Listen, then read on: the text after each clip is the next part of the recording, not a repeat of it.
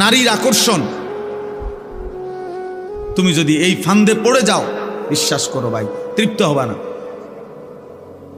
স্বস্তি মিলবে না। এটা তোমার সারাক্ষণ অস্থির বানায় রাখে। তোমার শরীর নষ্ট হচ্ছে, হাত নষ্ট হইতেছে গুনার দ্বারা, লজ্জাস্থানের সক্ষমতা নষ্ট হইতেছে, যৌবনের শক্তি নষ্ট হইতেছে, কোমরের শক্তি চলে যাচ্ছে, দুইটা সাফা ভিতরে ঢুকে যাইতেছে, চোখ ভিতরে ঢুকে যাচ্ছে, দেখতে দেখতে চেহারাটা জঙ্গলি জানোয়ারের মতো মনে হচ্ছে। তুমি হয়তো আন্দাজ করো না, কারণ তোমারে তো আর চুলের কারণে, চেহারার কারণে, তোমার এই বিদঘুটে আকৃতির কারণে কোনো ভদ্রলোক তো তোমার দিকে ফিরেও তাকায় না। কেউ তোমারে বলবে, তোমার যে ডাকাইতের মতো চেহারা, তোমারে বলবে কে যে তোর এই অবস্থা কা, আর তুমি তো গারফাক দিবা,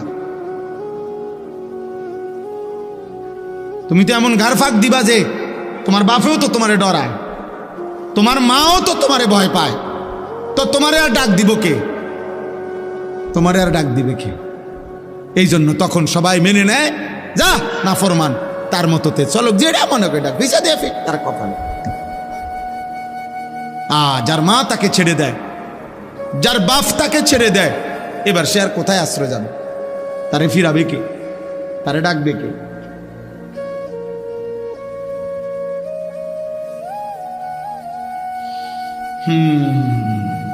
ইয়া আইয়ুহাল্লাযীনা আমানু লা তাত্তাবিউ খুতুওয়াতিশ শাইতান। এজন্য রব্বুল আলামিন বলে, মুমিন, শয়তানের পথ অনুসরণ করো না, গুনাহের রাস্তায় যেও না, তোমাকে দুনিয়াও ধ্বংস করে দিবে, আখিরাতও ধ্বংস করে দিবে। ওমান ইয়াত্তাবিউ খুতুওয়াতিশ শাইতান ফাইন্নাহু ইয়া'মুরু বিল ফাহশাই ওয়াল মুনকার।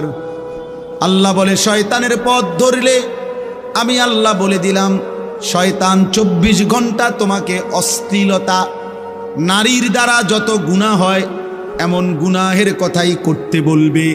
ওয়াল মুনকার, আল্লাহর যত নিষিদ্ধ গুনাহ, সব গুনাহের মধ্যে তোমাকে লিপ্ত করে ছাড়বে,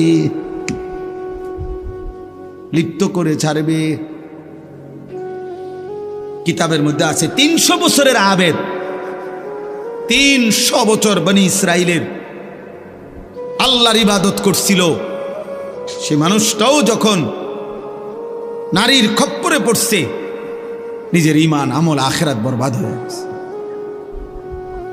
আখিরাত বরবাদ হয়ে গেছে। কিতাবের মধ্যে আছে বালআম ইবনে বাউরা নামে সাহাবীরা বর্ণনা করছে, পূর্ব যুগের একজন বড় সাধক ছিল।